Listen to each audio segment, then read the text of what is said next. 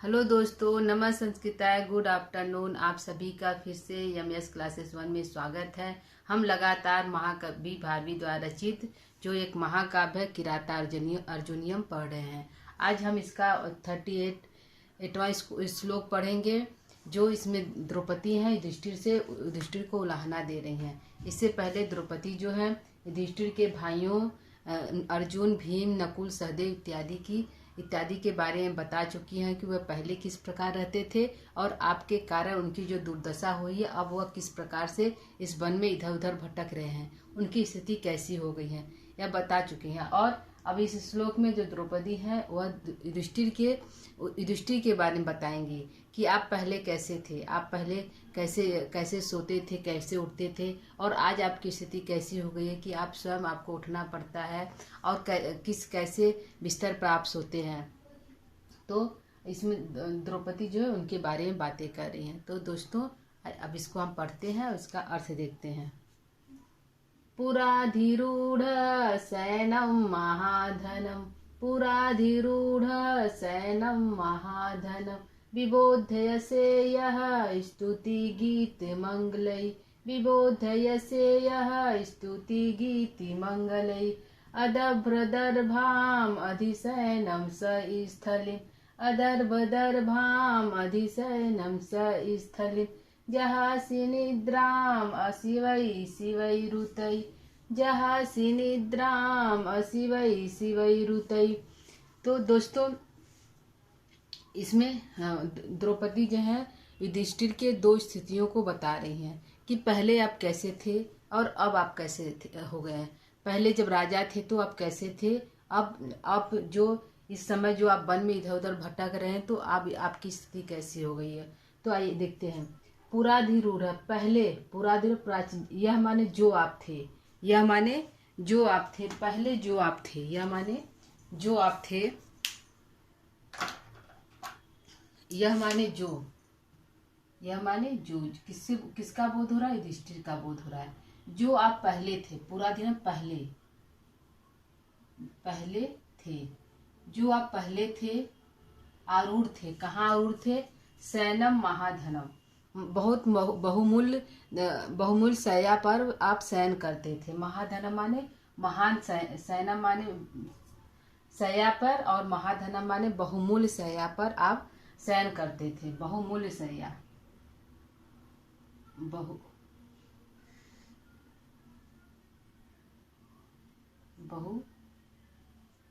बहुमूल्य शैया, बहुमूल्य शैया पे आप सोते थे, शैया पे आप सोते थे। पहले क्या थे, पहले जो आप पहले पूरा धीरूढ़ आरूढ़ होते थे, शयनम माने सोने के लिए, तो कहाँ कैसे शैया पे सोने के लिए आरूढ़ होते थे। महाधनम जो बहुत बेशकीमती था शैया थे, जिसमें हीरे जवाहरात इत्यादि लगे हुए थे, ऐसे शैया पे आप पहले सोते थे जब आप राजा थे। उस समय जब आप राजा थे, हस्तिनापुर के राजा थे, तब उस समय आप बहुमूल्य शैया पे आरूढ़ होकर सोते थे। यह माने जो पहले। और विबोध्यस्य स्तुति गीति मंगले, और वही, और आपको विबोध्यस्य माने जगाए जाते थे, जगाए जाते थे, जगाए जाते थे। कैसे जगाए जाते थे, स्तुति गीति मंगलई, स्तुति मंगलई गीत गाकर, मांगलिक गीतों के द्वारा, मांगलिक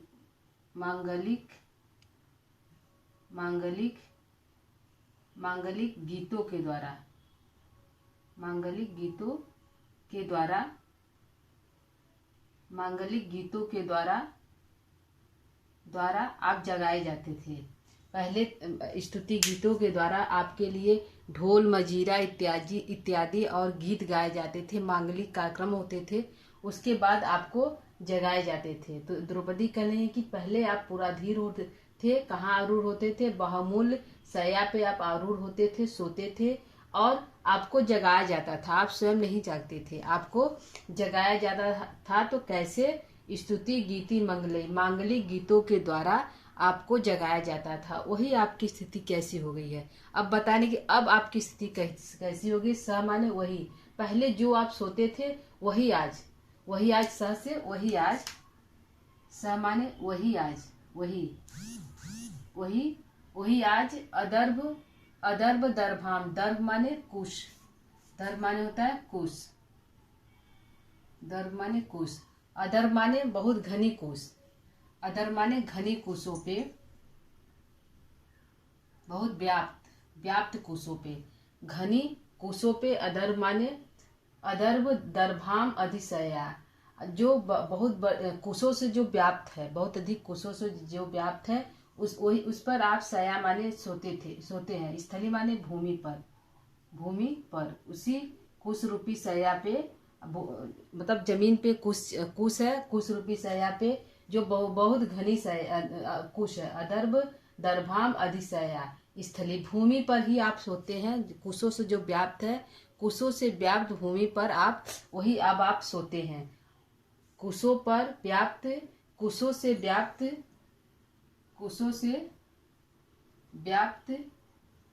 शया पे, कुशों से व्याप्त शया पे आप सोते हैं। ठीक है, कुशों से घनी कुशों से व्याप्त शया पर आप सोते हैं। वही अब पहले कैसे सोते थे, पहले शयनम महाधनम पे सोते थे, अब अदर्भ दर्भाम अधिशया, कुशों से व्याप्त शया पे सोते हैं। और कैसे जगाए जाते हैं, अब कैसे जगाए जाते हैं, जहासी निद्राम शिवई रुतई, अशिवई माने अमांगलिक, निद्रा माने नींदों को, जहासी माने छोड़ते हैं, जगाया नहीं जाता है। पहले आपको जगाया जाता था, लेकिन अब आप छोड़ते हैं, नींदों को क्या करते हैं, छोड़ते हैं। जहासी माने छोड़ते हैं, क्या छोड़ते हैं, निद्रा को छोड़ते हैं, निद्रा को छोड़ते हैं। अशिवई माने कैसे, अमांगलिक, यहाँ पे मांगलिक गीतों के द्वारा, यहाँ पे अमांगलिक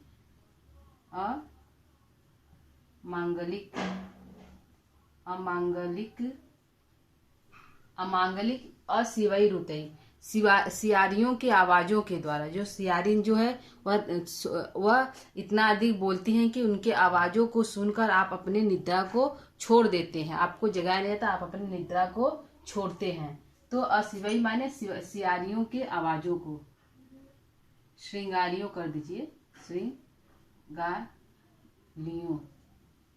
श्रृंगारियों के आवाजों के आवाज को सुनकर, सिंगालियों के आवाजों को सुनकर आप अपने निद्रा को, जहासी माने छोड़ते हैं। द्रौपदी के लिए दो स्थिति द्रौपदी ने युधिष्ठिर की बताई कि पहले आप कैसे थे, अब कैसे सोते हैं। पहले आप पूरा अधिरूढ़ शयनम महाधनम, पहले आप बहुमूल शया पर सोते थे, वही आज कैसे सो रहे हैं, अदब्र दर्भाम अधिशया स्थली, वही अब आप कुशों से व्याप्त शया पे सोते हैं। और पहले आपको कैसे जगाया जाता था, विबुध्य से यह स्तुति गीति मंगली, पहले आप जगाए जाते थे। और कैसे, मांगलिक गीतों के द्वारा। अब क्या होता है, अब आप अपनी निद्रा को छोड़ते हैं। पहले जगाए जाते थे, अब छोड़ते हैं। कैसे छोड़ते, अमांगलिक सिंगारियों के आवाजों को सुनकर आप अपनी निद्रा को छोड़ते हैं। तो द्रौपदी ने बताया, दो स्थिति यहाँ पे बता रही है। पहले क्या थे, पहले पूरा आरूढ़ थे, महाधनम पूरा आरूढ़ शयनम, अब अदर्भाम अधिशयनम सस्थली। पहले विबोध्य से यह स्तुति गीति मंगलई, अब जहासी निद्राम शिवई रुतई। ठीक है दोस्तों, यह हमारा अर्थ हो गया कि वो दो स्थिति को, उनके युधिष्ठिर के सामने दो स्थिति को, उनकी दोनों स्थितियों को प्रस्तुत किया कि पहले जो आप थे, जब राजा थे तो आप अपने ही कारण थे, आप राजा थे तो अपने योग्यता के कारण राजा थे और बहुमूल्य शया पर सोते थे, और आपको स्तुति गीत, मांगलिक स्तुति गीतों के द्वारा जगाया जाता था। अब जो आपकी स्थिति हुई है, ये भी आपके ही कारण हुई है, क्योंकि इसके जिम्मेदार आप स्वयं हैं। तो आप इसके जिम्मेदार स्वयं हैं। और अब इस घनी कुशों से व्याप्त शैया पे आप सो रहे हैं और अब आप स्वयं अपनी निद्रा को त्याग रहे हैं, आपको जगाया नहीं जाता है, आप स्वयं जहासी माने निद्रा को छोड़ रहे हैं, छोड़ते हैं। और कैसे छोड़ते हैं? तो अमांगलिक सिंगारियों के जो सियारनियां हैं वो बोलती हैं, तो उनके सिंगालियों की आवाजों को सुनकर आप अपनी निद्रा को स्वयं छोड़ देते हैं, छोड़कर उड़ जाते हैं। ठीक है दोस्तों, ये हमारा अर्थ हो गया। एक बार हम फिर इसको देख लेते हैं कि द्रौपदी ने क्या कहा। पुराधिरूढ़ सैनम महाधनम, पहले आप पूरा आरूढ़ थे, सैनम महाधनम, अब कैसे हैं? अदर्भ भद्राम अधिसैनम सस्थली, अदर्भ दर्भाम अधिसैनम सस्थली। अब वही आप कुशों से व्याप्त शैया पे सोते हैं। पहले आप कैसे जागते थे? विभोदय से या स्तुति गीत मंगलई, जगाए जाते थे कैसे? स्तुति गीति मंगलई द्वारा। अब कैसे जागते हैं? जहासी निद्रा शिवई अशिवई शिवई रुतई, अब आप निद्रा को छोड़ते हैं कैसे? सिंगालियों के आवाजों को सुनकर। अमांगलिक, अशिवई मतलब अमांगलिक, जो मंगल न हो, अमांगलिक आवाजों को सुनकर, शिवई रुतई माने सिंगालियों की आवाज को सुनकर, निद्रा माने निद्रा को, जहासी माने छोड़ते हैं। ठीक है दोस्तों, ये हमारा अर्थ हो गया। अब इसमें देखते हैं कि प्रश्न हमारा कहाँ कहाँ बन रहा है। महाधनम में हमारा बहुव्रीहि समास है। महाधनम में क्या है? बहुव्रीहि समास हमारा है। यहाँ पे हमारा बहुव्रीहि समास हमारा बनेगा, बहुव्रीहि समास, बहुव्रीहि समास हमारा है। इसमें महाधनम में बहुव्रीहि समास। अशिवई में हमारा अशिवई में है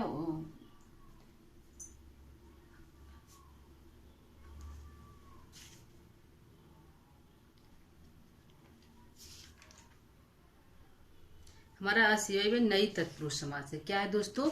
नई तत्पुरुष समास है। अशिवई में हमारा नई तत्पुरुष समास है, नई तत्पुरुष समास है, पुरुष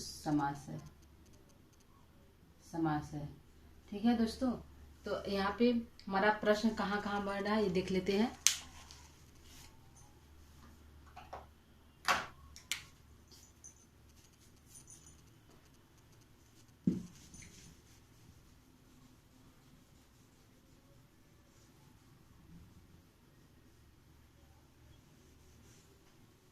हमारा पहला प्रश्न है कि हमारा प्रश्न पूछेगा दर्भ का क्या अर्थ होता है।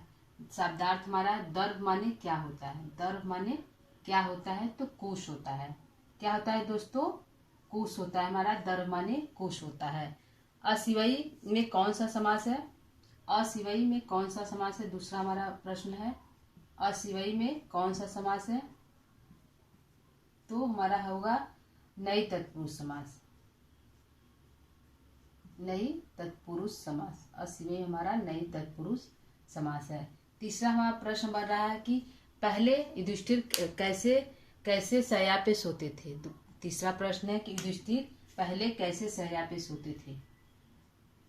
युधिष्ठिर पहले कैसे शैया पे सोते थे।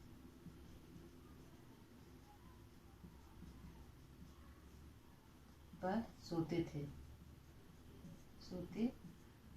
थे। तो आंसर हमारा होगा महाधनम शयनम। आंसर हमारा क्या है दोस्तों?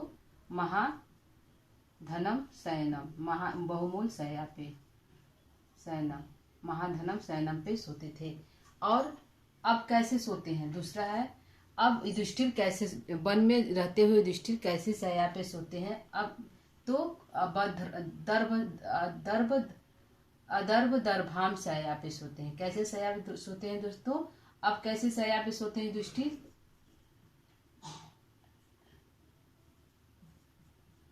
कैसे शैया पे सोते हैं, पर सोते हैं। तो अदर्भ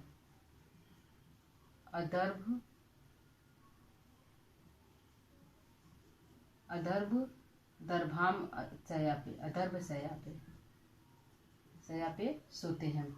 पहले युधिष्ठिर को कैसे जगाया जाता था, जब वो पहले युधिष्ठिर को कैसे जगाया जाता था, तो स्तुति गीति मंगलई द्वारा। अगला प्रश्न है, पहले युधिष्ठिर को कैसे जगाया जाता था, कैसे जगाया जाता था, तो स्तुति गीति मंगलई द्वारा। और अब कैसे जगाया, युधिष्ठिर अपने नींदों को कैसे त्यागते हैं, तो हमारा असिवई सिवई निद्राम जहासी के द्वारा।